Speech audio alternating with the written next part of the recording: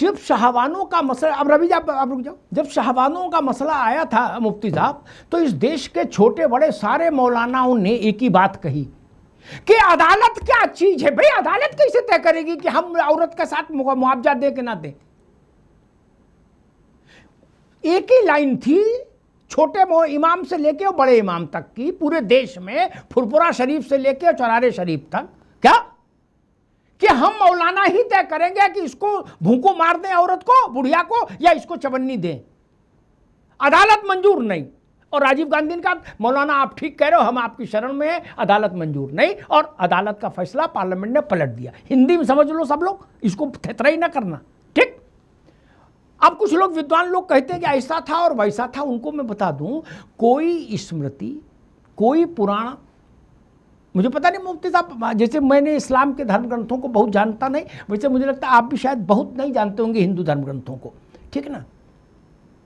कोई स्मृति, कोई पुराण, कोई उपनिषद वेद से पहले नहीं, और वेदों में भी ऋग्वेद सर्वप्रथम, ठीक, उससे पहले कुछ नहीं, ठीक। स्मृतियां बहुत बाद की चीज हैं, पुराण बहुत बाद की चीज है, समझ लीजिए। सब लोग हिंदी में सरल भाषा में बता रहा हूं। ऋग्वेद के अलग अलग रचनाकार है। ऋग्वेद किसी ऐसा नहीं कि आचार्य विक्रमादित्य ने लिख दिया बैठ के ना, ऋग्वेद ऋषियों के समूहों ने लिखे हैं, और अलग अलग अध्यायों के अलग अलग विषयों से जुड़े मंत्रों के रचनाकार अलग अलग लोग हैं, ठीक है ना मुफ्ती साहब।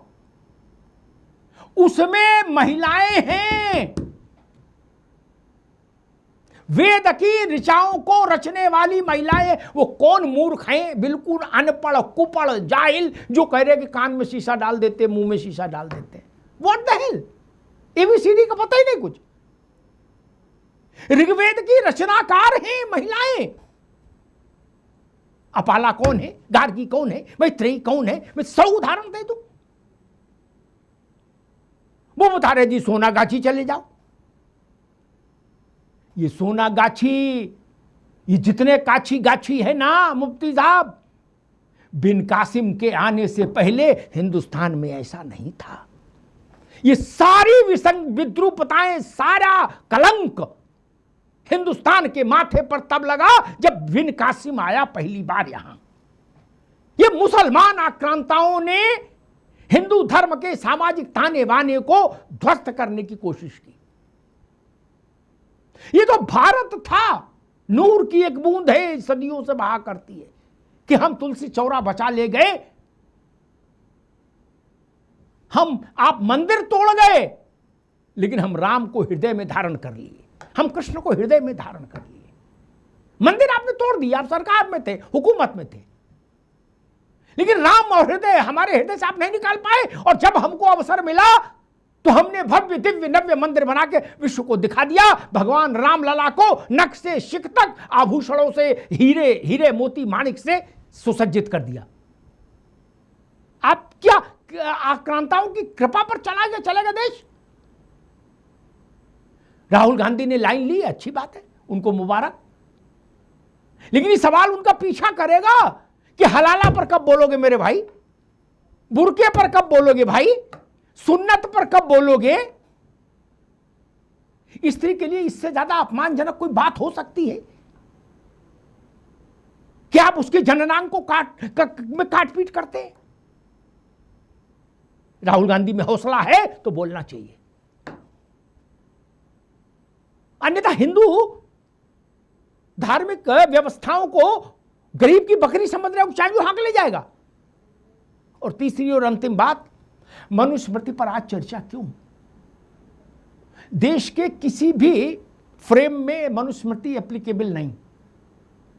मैं मुफ्ती साहब से कहूंगा, आप में साहस है तो आप कहिए कि हम 1937 के शरिया कानून को नकारते हैं, कह दीजिए। और शरिया में भी बड़ी चालाकी है मुफ्ती साहब, उसमें भी एक पेच है।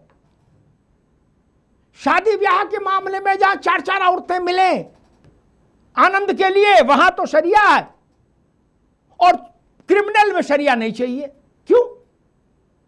क्रिमिनल में भी ले लो, गलत निगाह डाली तो दोनों दीदा बाहर, चोरी की तो दोनों हाथ काट देंगे। वो नहीं मानोगे, नहीं, वो इंडियन कानून ठीक है, इसमें चलेगा, पूरा ही ले लो शरिया। नहीं, पूरा शरिया लागू हो जाए मैं उसके पक्ष में हूं, या पूरा भारत का कानून मानो भैया, ये आधा अधूरा नहीं चलना चाहिए ना। या तो 1937 वाला कानून निरस्त करो या पूरा शरिया लागू करो जो सीरिया में होता है। स्त्री के साथ बलात्कार किया तो आपको अंग भंग करके, और मैं तो समझ ही नहीं पा रहा, राहुल जी ने वो भी देखे नहीं इसके इस्लाम के बड़े बड़े मौलानाओं ने, प्रवचनकारों ने क्या कहा है, और आज भी कह रहे हैं, मुफ्ती साहब सब जानते हैं, योग्य व्यक्ति हैं। क्या है, जिहाद करो, आतंकवादी बनो, अल्लाह तुम्हें जन्नत बख्शेगा, यहां तक बोले, वहां तक ठीक। फिर जब वो जन्नत को डिस्क्राइब करते हैं, क्या 72 हूरें, सब 70 फीट की, वो कभी बूढ़ी नहीं होंगी, टट्टी पेशाब नहीं, पसीना नहीं, और तुमको अंगूर खिलाएंगी अपनी गोद में बैठाल के। साला आदमी इसी मरा जा रहा है, कह रहा है हूरों के पास जाना है, कार्रवाई लिए घूम रहा है जहर भरे दिमाग में। ये महिला समानता है? अच्छा, मौलाना का आप बिगाड़ नहीं सकते, क्योंकि ऊपर जाने के बाद कोई नीचे आता नहीं बताने कि मौलाना ने झूठ बोला, हुआ हूर नहीं मिली। मैंने एक बार कहा था मुफ्ती साहब कि अगर इस्लाम के सारे मौलाना मिलके ये हूर वाला कॉन्सेप्ट खारिज कर दे, पूरे विश्व में आतंकवाद की समस्या समाप्त हो जाएगी। ये युद्ध से नहीं होगी, जब तक हूरें जिंदा रहेंगी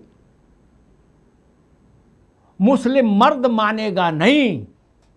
जब तक हूरें जिंदा रहेंगी उसके दिमाग में, रात में चैन ही नहीं पड़ रहा, उसको हूरें दिखाई दे रही, क्या बोले हूर की गोद में बैठ के अंगूर खाऊंगा, यही ना। और आप बता रहे हो कि हमारे यहां महिलाओं का बीबीसी ने एक वो किया, एक रिपोर्ट थी बीबीसी की, बहुत पहले देखी थी। मुफ्ती साहब, बहुत दुख के साथ कहता हूं, क्योंकि बच्ची मुसलमान हो या हिंदू हो, मेरे लिए बच्ची है। उसने कहा था कि दुनिया में सबसे बुरी स्थिति में मुस्लिम महिलाएं हैं, बच्चियां हैं, सबसे बुरी स्थिति। ये मैं नहीं कह रहा, ये बीबीसी ने कहा था। और वो बीबीसी वाले भाजपा के रिश्तेदार नहीं, ये भी है, इनका तो उनसे 36 का आंकड़ा चला, जब भी चला बीबीसी का। क्या आप इनकार कर सकते हो 57 देशों में क्या स्थिति है इस्लाम महिला की? आपको भी तो पता है ना। लेकिन मैं राहुल गांधी जी से जरूर कहूंगा, आप देश की बड़ी पार्टी के नेता हैं, लोकसभा में प्रतिपक्ष के नेता हैं, देश की बहुसंख्यक आबादी के साथ ऐसा खिलवाड़ मत करिए।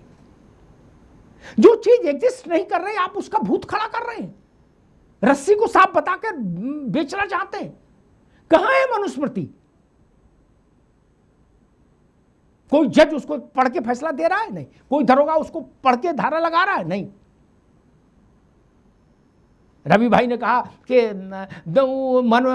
वेदों का, पुराणों का उसका उल्लेख करते हैं जज, और धर्मों के भी धर्म ग्रंथों का उल्लेख करते हैं। अच्छी बात, जहां से आए उल्लेख करने में कोई बुराई नहीं, लेकिन फैसला रवि जी केवल संविधान के आधार पर दिया जाता है, धर्म ग्रंथ के आधार पर नहीं। वो उसकी भूमिका प्रस्तावना में आ सकते हैं कि गांधी जी ने कहा था, विवेकानंद ने कहा था, सुकरात ने कहा था, वाल्मीकि ने कहा था, लेकिन फैसला भारत की संविधान की धारा और अनुच्छेदों के आधार पर ही होता है। ये आप भी जानते हैं, हम भी जानते हैं, सब जानते हैं। इसलिए चीजों को घुमाइए नहीं, भ्रमित मत करिए देश को। भारत से ज्यादा स्त्री को समानता और सम्मान देने वाला कोई देश नहीं। जब दुनिया में सभ्यता का सूर्योदय नहीं हुआ था मुफ्ती साहब, तब हमारे यहाँ ये नियम था कि बिना स्त्री के पूजा नहीं होगी, भावांग में स्त्री होनी चाहिए।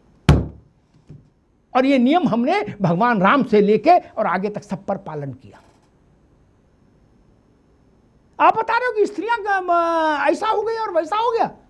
और कम से कम राहुल गांधी को इस तरह के धार्मिक मामलों में नहीं पड़ना चाहिए, क्योंकि धार्मिक मामलों में उनकी समझ अभी बहुत कम है, उनको नहीं पढ़ना चाहिए।